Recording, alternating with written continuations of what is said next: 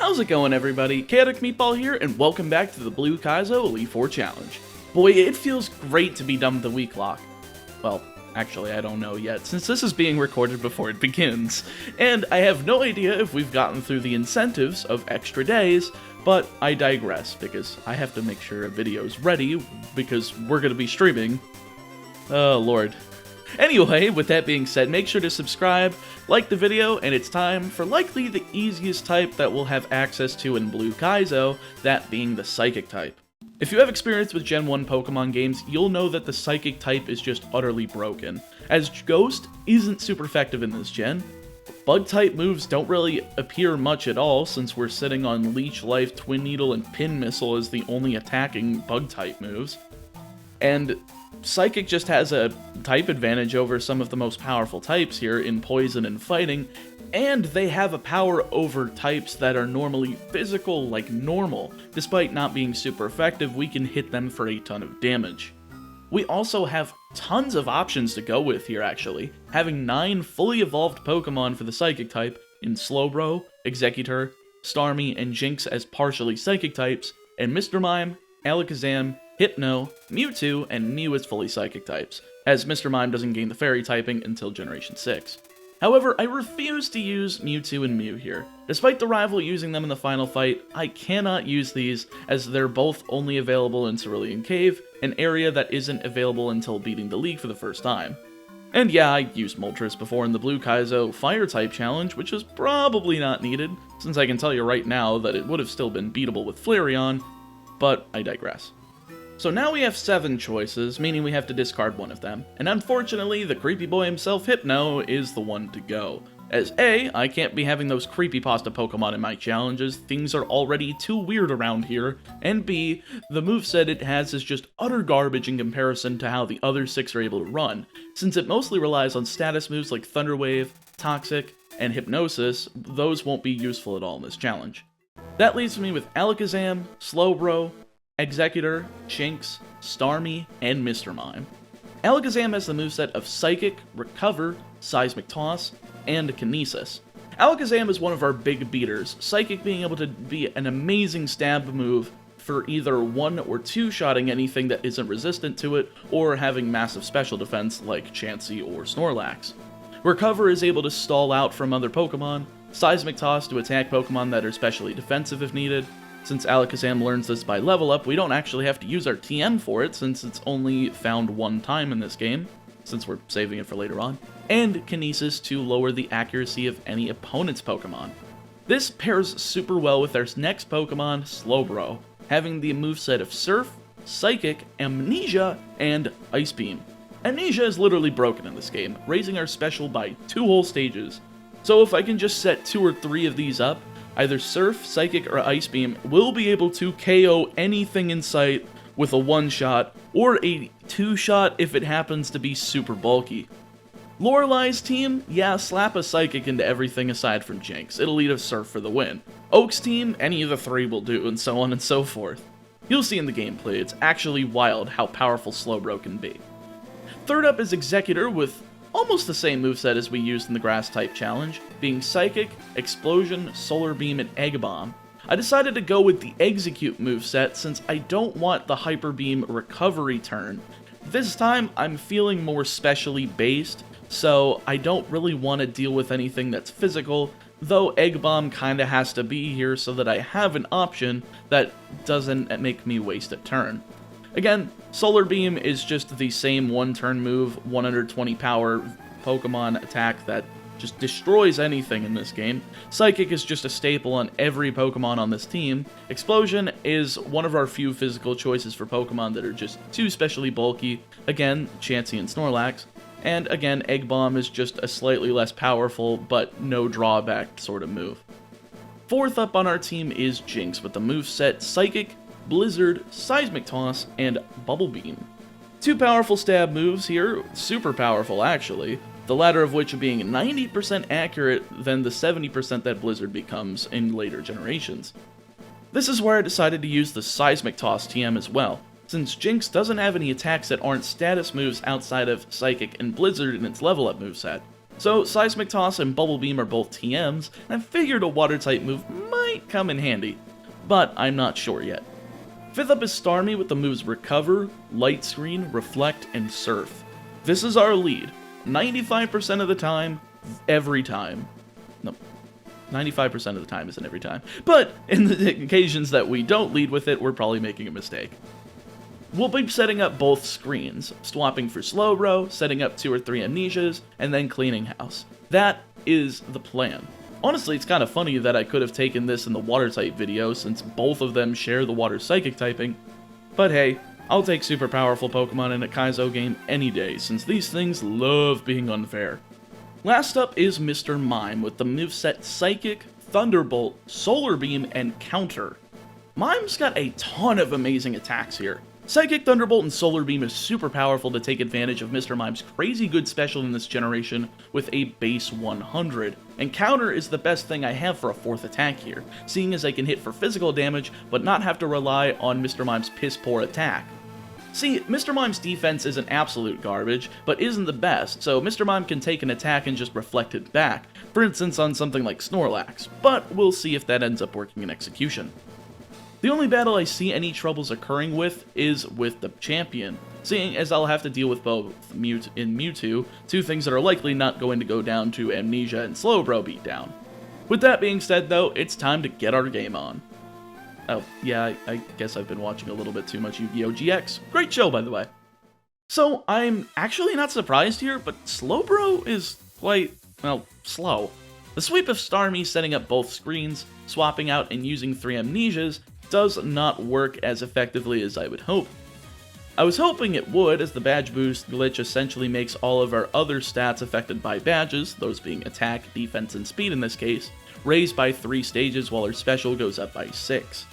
This is still not enough to get Slowbro to outspeed everything though, and it doesn't get agility, so there's no reason to go with that strategy.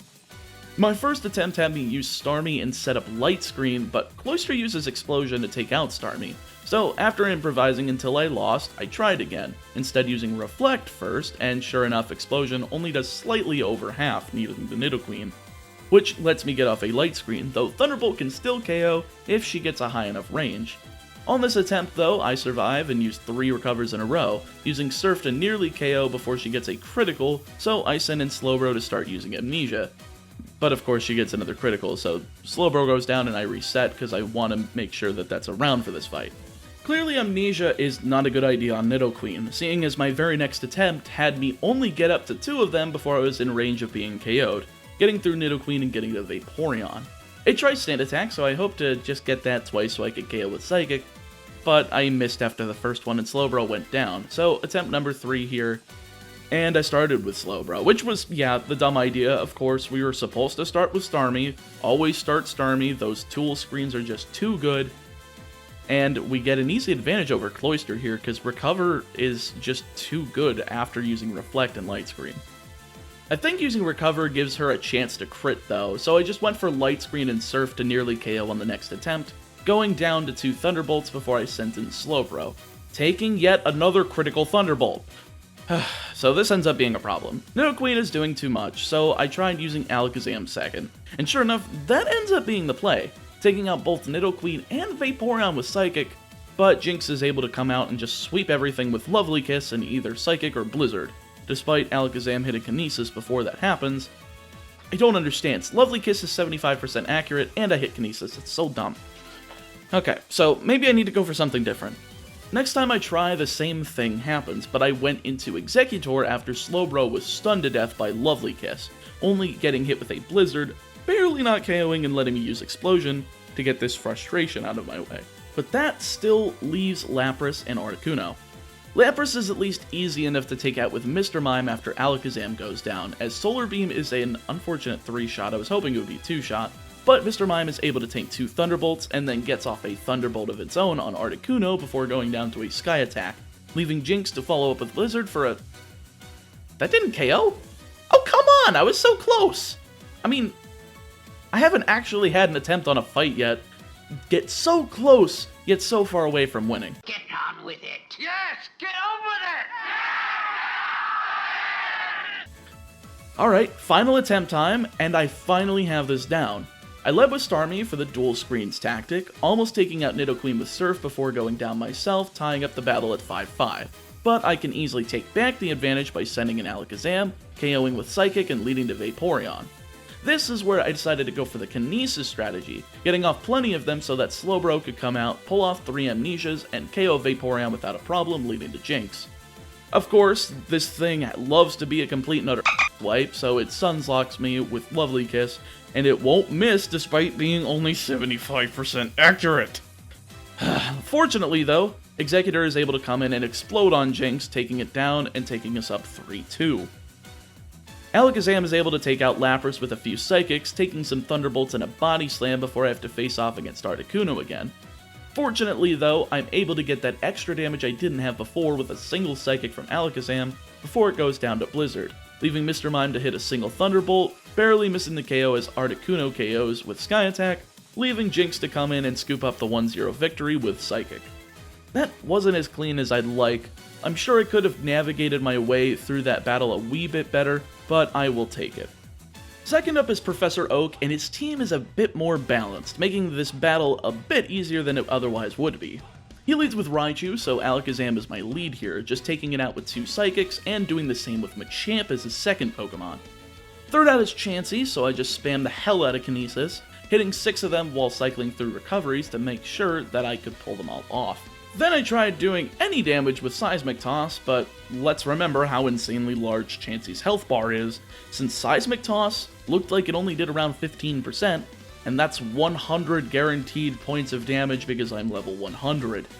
From there though, I just switched out for Slowbro, since setting up 3 Amnesias and KOing with 3 Psychics with a +6 in Special was probably going to be my only way of taking it out.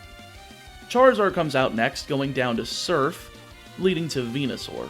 I figured I'd be able to KO with Psychic, but he's able to outspeed, nailing Sleep Powder and a critical Razor Leaf to take down my most powerful Beat Stick. Venusaur's also able to KO Alakazam thanks to it being paralyzed, so I just went into Executor, taking it out with 2 Psychics and leaving just Blastoise to go down to a Solar Beam. Sweet!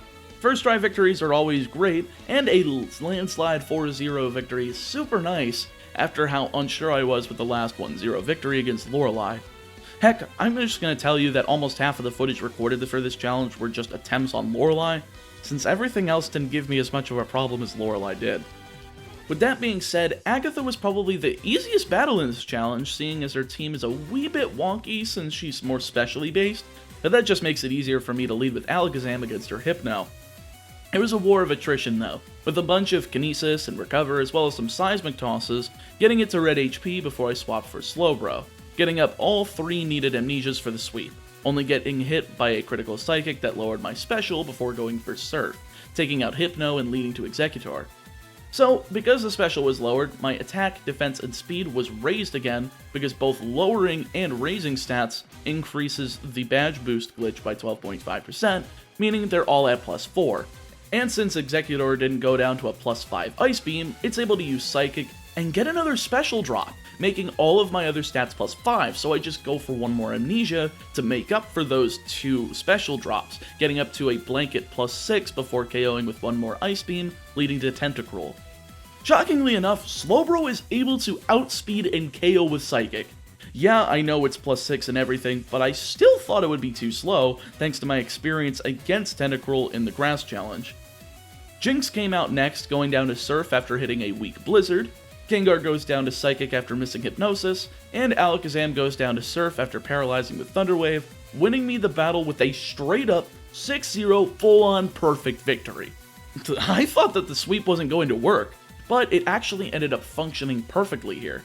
Hypno as a lead was easy enough to just wall against with Alakazam, even though Body Slam was the biggest threat to it, even to the point where I was able to get paralyzed, but that doesn't mean I couldn't continue to wall up thanks to Recover and Kinesis. Sure, I could have led with Starmie, set up screens, and then went into the Alakazam, but this isn't about perfection. I mean, either way, we got the perfect 6-0 victory, so I really couldn't care less.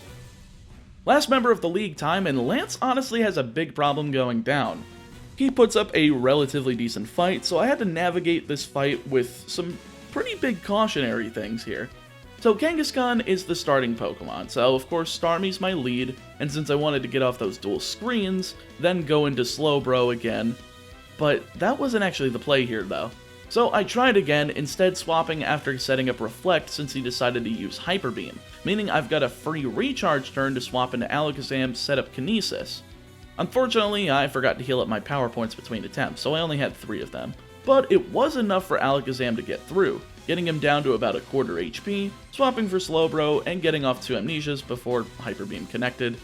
And of course, Slowbro went down, so I'm back to the drawing board. Not really, I mean I could just heal up the power points, and maybe if I try using Recover on Starmie, I could get through the Kangaskhan first.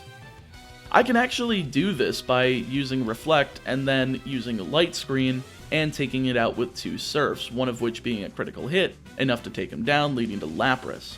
It has Thunderbolt, and despite having Light Screen up, it's a critical hit so Starmie goes down. I figured here's a great time to use Exeggutor, going in and using Solar Beam, barely living a Blizzard and KOing, leading to Electabuzz. I did try getting the sick 2-for-1 in the form of Explosion, but it outspeeds and lands Ice Punch, KOing through Light Screen, and what I'm starting to realize is that these screens aren't disappearing. I actually did a bit of research after I noticed this, and realized that the effect of it lasting for only 5 turns is introduced in Generation 2 along with Reflect's 5-turn clock, and is ignored by criticals, hence why they're so annoying when they happen. Making these moves both more and less consistent, it's kinda weird, since they last for the whole battle, but are foiled about 25% of the time because of how fast all of these League's Pokemon are. That aside, I went out into Alakazam, taking out Electabuzz with 3 Psychics after taking a Thunderbolt and Ice Punch, letting me get a Psychic off on Dragonite for nearly half before going down, letting Jinx take the Revenge KO with Blizzard. I'm not sure if Blizzard would have taken it down from 100%, but it's not that big of a deal. Snorlax is out 5th and Blizzard does nearly half as he takes down Jinx with Hyper Beam, so I went into Mr. Mime, barely not taking him down due to using Counter, which I guess doesn't reflect all physical moves since it failed against Earthquake, meaning I could only use 1 Psychic before getting taken down with Hyper Beam, leaving Slowbro to come in and KO after outspeeding, leaving just Aerodactyl. After I connect with my first Surf, it's pretty apparent that I'm going to win this, but of course, a lucky critical Sky attack comes out of nowhere and ruins my day, KOing Slowbro and making me fail this attempt. And this was just about as close as the Lorelei fight, so this also kind of got me a little angry. The next serious attempt though goes just as it did before, up to where I tried exploding on Electabuzz and failing, but instead of attempting to KO Electabuzz with Alakazam, I had healed my power points between the fight for Kinesis and Recover, using that instead to wear it down and get it to miss everything, following up with 2 Seismic Tosses to get it to low HP. Then I let the legend himself Slowbro come in, set up his 3 Amnesias, and start with the mid-game sweep. Electabuzz goes down to Psychic, Dragonite goes down to Ice Beam despite being able to outspeed and paralyze with Thunder Wave, Snorlax goes down to Psychic after a pitiful Earthquake, and Aerodactyl goes down to Surf after a very weak Rock Slide, winning me the battle with a 4-0 victory. That's what I'm talking about. Getting those sweeps is so satisfying in a game like Blue Kaizo, when they throw just so much unfair and stupid BS at you during the main game. But once you're here, you just want to stick it to the man and wreck through everything all at once. And with that, it's champion time, and it's also first try victory time since he's not that bad despite having 2 legendaries and Pokemon that are literally broken for Gen 1 like Tauros. Starting off with Mew, I went for dual screens and just went for Surf, trading with it as we both spam our healing moves in Recover and Soft Boiled respectively. I was honestly pretty annoyed by this whole thing because it's just another war of attrition like it was between Hypno and Alakazam during the Agatha fight, but eventually I get to the point where Surf is just able to KO due to Mew just continually going for Body Slam rather than healing, letting me finally get over it and get to Jolteon. Of course, Jolteon is able to take it out with a single Thunderbolt, so I went for Exeggutor, using 3 Psychics to take it down and fortunately avoid paralysis. He then sends in his own Exeggutor, and we start trading between our eggy boys, me hitting an Egg Bomb and then using Explosion to take us both out. On the double egg down, I went for Alakazam against his Starmie, setting up 6 Kinesis and using Recover twice before going for a Psychic, then realizing it has Recover so I'm a moron, I should just swap for Slowbro, use the 3 Amnesias and begin the sweep. So I do so, not getting touched at all by Starmie and taking it out with 2 Surfs leading to Tauros. Hyper Beam does half damage as I KO with Surf, leaving just Mewtwo. It's more of a threat since I'm at half HP, but he uses Thunder Wave, paralyzing but not inhibiting me from using Surf this turn. So I'm able to KO next turn with the same move after tanking Body Slam, winning the battle and the challenge with another 4-0 victory. So my concluding thoughts about this challenge, well, I sure as hell can tell you that the Psychic type is completely and utterly broken in Gen 1, and to be honest, I've never used a mono Psychic team in this generation, and I've usually had my team full in Kanto games by the time I get to any Psychic types, so I've never honestly realized how insane these Pokemon are, even in such a difficult ROM hack. I guess it also helps when Sinister Hooded Figure lets something like Slowbro get Amnesia, two of the most powerful stab moves in the game, and one of the best coverage moves available in Ice Beam, so there's that too. Overall, I really enjoyed rushing through and achieving my first and likely only perfect victory in this series. Next time on the Blue Kaizo Elite Four challenge though, I think it's time to start letting you guys choose. Leave a comment down below with what type you want to see, besides normal, grass, fire, water, and psychic. And whoever ends up having the most comments will be what I do the next Blue Kaizo Elite Four challenge on. Whoever wins in 3 days' time will be chosen for the next video. See you then. If you guys enjoyed this video, make sure to click like, subscribe, comment, click the bell, tell a friend, and don't spend any more than a minute doing that, since if you are, you're taking too long. I really appreciate you guys taking the time out of your day to watch this, and I'll see you guys next time with another challenge. Stay safe, stay healthy, I'll see you next time.